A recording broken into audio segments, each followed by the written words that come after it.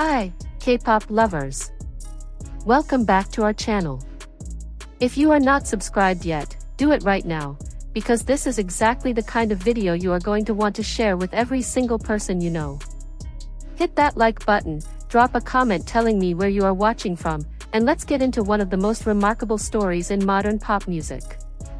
Because what Lisa has pulled off in the last 2 years is not just impressive, it is genuinely historic.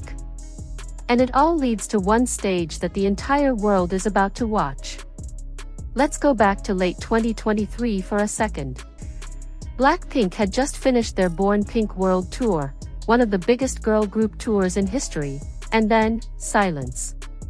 The members went their separate ways to pursue solo projects, and the question on everyone's mind was simple: who is going to break through? Who is going to take what BLACKPINK built and turn it into something that can stand entirely on its own? The answer came faster, louder, and more convincingly than almost anyone predicted. And it came from a girl who left Thailand at 14 years old, alone, not speaking Korean, to train at YG Entertainment with a dream so big it must have felt impossible at the time. Her real name is Lalisa Manobal. But the world knows her as Lisa. And in the span of roughly 2 years, she did not just launch a solo career. She rebuilt herself from the ground up and placed herself on stages that no K-pop artist had ever stood on before.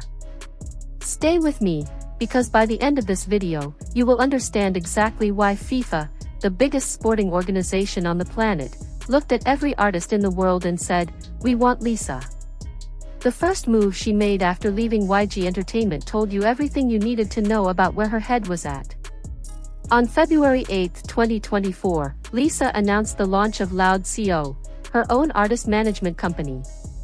She then signed with RCA Records while retaining full ownership of her recordings. Think about what that means. She did not just sign with a label and let them take the wheel. She built her own house first, and then invited a partner in on her terms. That is not the move of someone who is nervous about going solo. That is the move of someone who has been thinking about this for a very long time and knows exactly what she wants. And what she wanted, it turned out, was to make music that could reach every corner of the planet simultaneously. June 28, 2024. Rockstar drops. And the internet does not walk, it runs. Produced by Ryan Tedder and Sam Homey, the track was a full departure from the K-pop aesthetic people had associated with her for years. Raw, edgy, unapologetically global. It racked up over 100 million views in just 2 weeks. And this is where you need to pay attention, because Rockstar was not just a good debut single. It was a declaration. It was Lisa telling the world that the version of her they had seen inside BLACKPINK was just one chapter, and the chapters ahead were going to be something else entirely. She followed Rockstar with New Woman featuring Rosalia, a bilingual banger that blended English and Spanish and showcased a range that made people do a double take. That collaboration won Best Collaboration at the 2024 MTV EMAs. Then came Moonlit Floor. Then, Born Again, featuring Doja Cat and Ray. Each single landing harder than the last. Each one opening a door into a room nobody knew existed. And then came the stages. Because here is where the story shifts from impressive to genuinely untouchable. October 2024, Lisa performs at the Victoria's Secret fashion show, becoming the first ever K-pop idol to take that stage. The performance of Rockstar and Moonlit Floor left the audience in stunned silence before they erupted. Genius Korea later named it one of the best performances of the entire year, not just in K-pop, but across all of music in 2024. People who had never heard of her before that night were searching her name before she even finished her set. That is what a true performer does. That is the difference between someone who has hits and someone who commands a room. But keep going, because that was not even the moment. That was just the warm-up. February 28, 2025. Lisa releases her debut solo album, Alter Ego, a 15-track record where she splits herself into 5 distinct personalities called Rahi, Kiki, Vixie, Suni, and Speedy. The album debuted at number 7 on the Billboard 200 and hit number 1 on Billboard's top album sales chart. For a K-pop soloist operating independently, outside the traditional K-pop industry machine, those numbers are staggering. The album features collaborations with Doja Cat, Ray, Rosalia, Tyla, Megan Thee Stallion, Future, and more, a roster that reads less like a K-pop release and more like a mainstream Western pop event. Because that is exactly what it was. And during the very same week that Alter Ego came out, Lisa walked onto the stage of the 97th Academy Awards on March 2, 2025.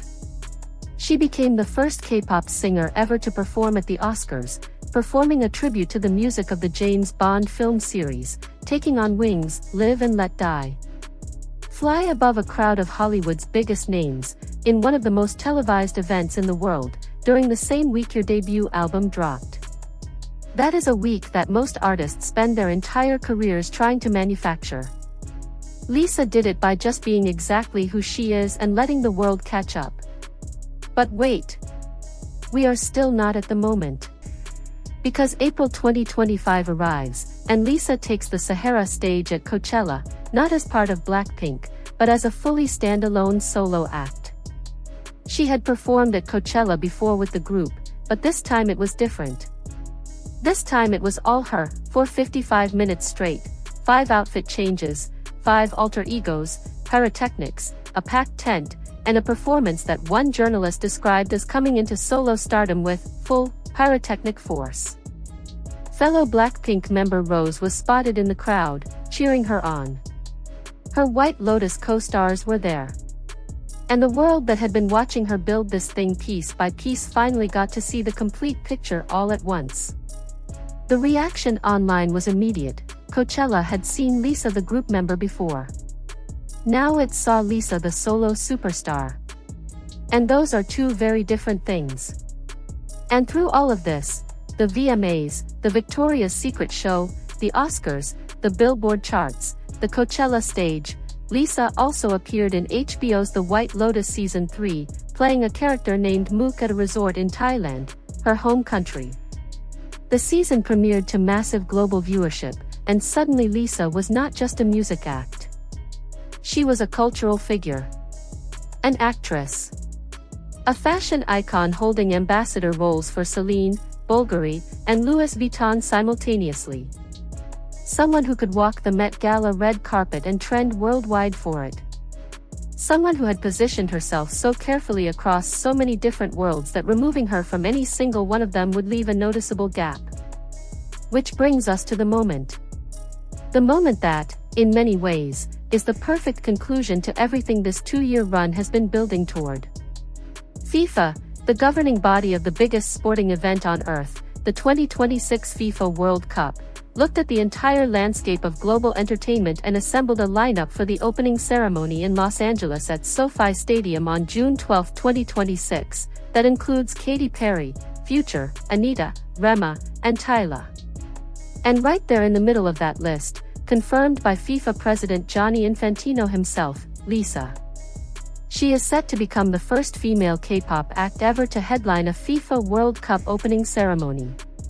The second K-pop act overall to perform at a World Cup opener, following BTS member Jungkook who sang Dreamers at the 2022 Qatar World Cup. And she is not just performing, she co-created the official 2026 World Cup anthem, Goals, alongside Anita and Rema, a track that carries influences from multiple cultures while sounding polished and mainstream enough for a worldwide audience. Her own label, LLOUD, confirmed the news. This is not a cameo. This is not a supporting slot. This is Lisa, center stage, at the biggest sporting event on the planet, representing not just K-pop, not just Thailand, but the entire generation of artists who proved that pop music has no borders. Think about what that means in the context of everything. A girl who moved alone to Seoul at 14, who trained for years in silence, who debuted in a group that changed K-pop forever, who then walked away from the label that built her own company, signed her own deal, kept her own masters, released her own album, performed at the Oscars, headlined Coachella, acted on HBO, and is now standing at the intersection of football and global pop culture in front of billions of people.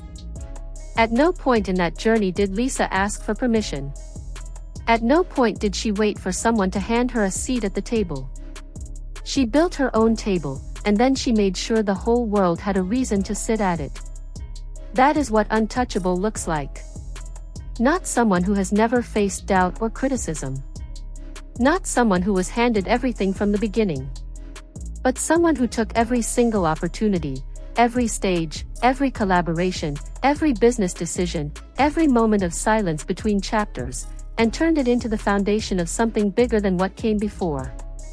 The FIFA World Cup opening ceremony in Los Angeles is not just a performance. It is proof. It is the answer to every question anyone ever had about whether Lisa could do this on her own. The receipts have been piling up for 2 years. On June 12, 2026, the whole world gets to see what they add up to. If you made it to the end of this video, you already know, this is exactly the kind of content you want to share with your friends, your group chats, every Blink and every music fan you know. Hit that like button if Lisa's solo era has genuinely impressed you, subscribe because we cover global music with the depth it deserves, and drop a comment right now. Which moment in Lisa's solo run hit you the hardest? The Oscars? Coachella? The FIFA announcement? Let me know. I read every single one. See you in the next video. Annyeong.